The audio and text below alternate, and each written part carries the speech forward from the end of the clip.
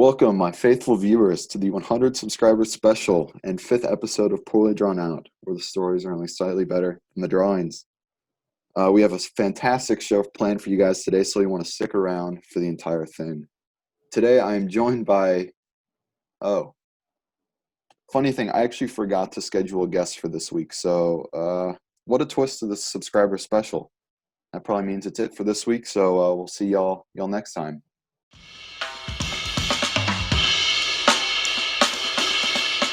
Hold up. Where's that piano music coming from? I live in a self-made hut deep inside the forest. My name is Brian Weathersfield, and I'm 78 years young. I believe in limited government and consider hunting to be a sport.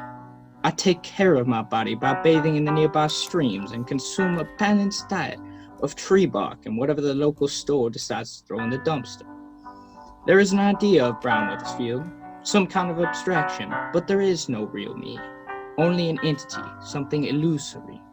And though I can hide my cold gaze, and you can shake my hand and feel flesh gripping yours, and maybe you can even smell the weak old poultry from the market's dumpster on my breath, I am simply not there. Wow. A 2 Pro Productions legend, Brian Weathersfield, is joining us today for our 100 subscriber special. Maybe this will be a good one after all. Brian, what is up? Cold boy Curtis, that you? Yes, it's me. I ain't seen you since the documentary 2 years ago. Yeah, I think what's on everyone's mind is, what has the life of Brian Weathersfield actually been like? The life of Brian Weathersfield has been a rough life. I can give you the full story if you want it, but it might take a while. Yeah, give me the skinny. I'll give you the fat of it. Okay. My parents left me 5 minutes after my birth because my dad, he had to go to the store for some milk and cigarettes. And my mom, she had entered the lottery, unaware that it was the military draft. And by sheer coincidence, she ended up in the U.S. Marine Corps because she was trying to get some money for little baby Brian Weathersfield. And she felt that she deserved this money, but by sheer coincidence, she single-handedly killed Osama bin Laden. Wow, a true American hero. You're right, she is. You're dang right she is. Sadly, I was left in the delivery room in one of those little baby carts next to all the fresh meat. And I lived the first 8 to 10 years of my life in the hospital in this room. They just ignored me. I was just left until one day the cart just broke out from underneath me, and I decided, I'm like, it's time to leave. It's time to get up and go. Now, in my later years after I left the hospital, I was picked up by the nun bus, Mm-hmm. and I was taken to a monastery, and they tried to teach me in the ancient arts of a man named Jesus. But to me, I reject all Western teachings. It's just been in me since my birth. And the penguins, Mm-hmm. they would not shut up about this Jesus man. So I'm like, you know what? I ain't having none of it. I'm becoming a Buddhist. And it was at this point the nuns kind of realized, they're like, dang, this kid's really stupid. He's kind of beyond our help. Mm-hmm. And at this point, they just they shooshed me into the woods. Wow. They just left me there. And basically, I was free to roam back into the wild where I belong. A free-range Brian Weathersfield, if you will. I will. Now, when I came into the woods, I found these 2 books. One was called Survival in the Wilderness for Complete Idiots, and the other one, The Little Book of Common Sense Investing. This was the only education I had for my entire life. It was a rough life in the woods. I did eat tree bark for my only sustenance, and this turned into a lifelong addiction. Coy Boy, I'm sure you will remember, was featured on the TLC's My Strange Addiction. I do remember. I would never recover from that addiction. I still munch tree bark to this very day. See, now, I spent most of my teen years in the woods reading Common Sense Investing and How to Survive in the Wild for Complete Idiots. And I emerged from the woods years later.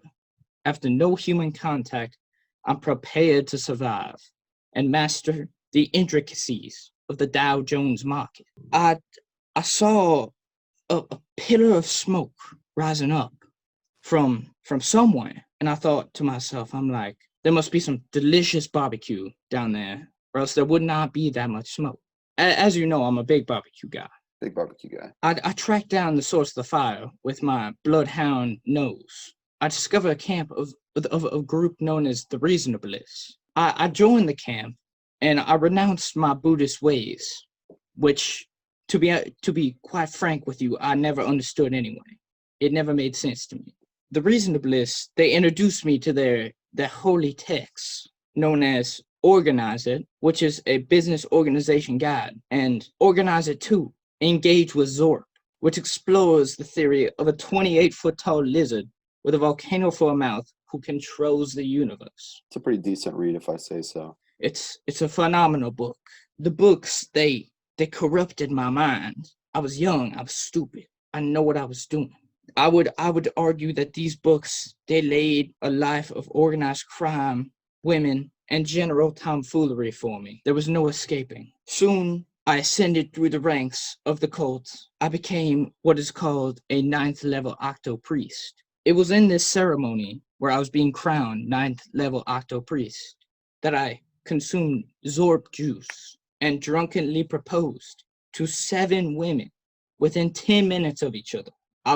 Let me tell you, ladies and gentlemen, I was a bit gone. Now, I was being a bit of a pickle here. I could have taken the high road and divorced my 7 wives, but no, I simply could not.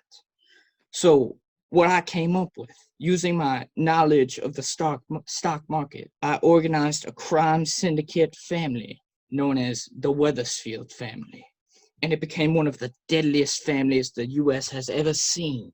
Now you see, while I was living this life of high rolling crime and hanging out with my 7 wives, I came up with a little business venture. I wanted to fuel my tree bark addiction, so I took my wives into the city to start up a lumber business as a front for all of my crimes. And you see, in this city, there was a rival gang known as the Mattress Firm Mob, and they kind of picked up on what I was doing.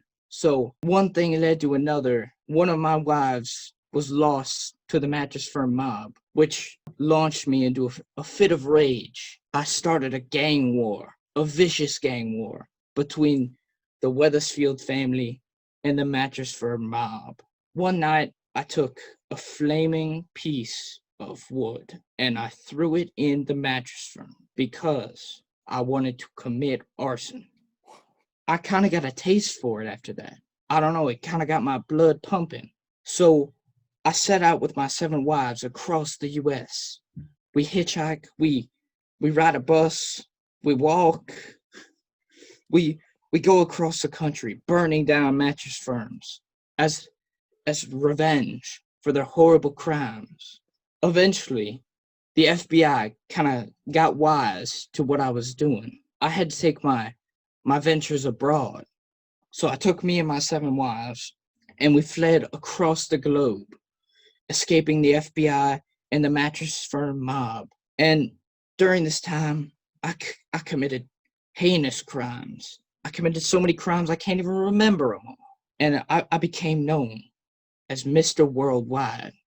Wow. Can I ask, what are an entire list of the crimes that you can recollect? Well, I can rattle a few off right now. Fraud and identity theft. I impersonated a ghost explorer. Ponzi schemes. Insider trading. Wage theft. Bribery. Arson. Money laundering. Forgery. Murder. Treason. Grand Theft Auto Vice City. That is an impressive career. What are you up to now? Well, after fleeing from the federal agents and the Mattress Firm Mob, I retreated into the woods, vowing hermithood. I could not return to the life of crime and destruction with my 7 wives. I ran away. I returned to my primal roots in the woods, living in an abandoned shack. I couldn't take it after I lost my wives. I found a volleyball. His name is Jerry. He's my only companion, my only friend. Do you have any lessons for the viewers at home? Well, throughout my life, I've learned many valuable lessons. How to avoid taxes for 78 years, how to prepare a delicious tree bark souffle, even how to commit arson and get away with it. But most importantly, I've learned that Chinese AI will be the direct cause of the collapse of modern society. That was one exciting story. I want to thank Brian for coming on for this 100 subscriber special, a monumental moment in YouTube history. And also, I want to throw a quick shout out there to Jesus the Fish for being our 100 subscriber.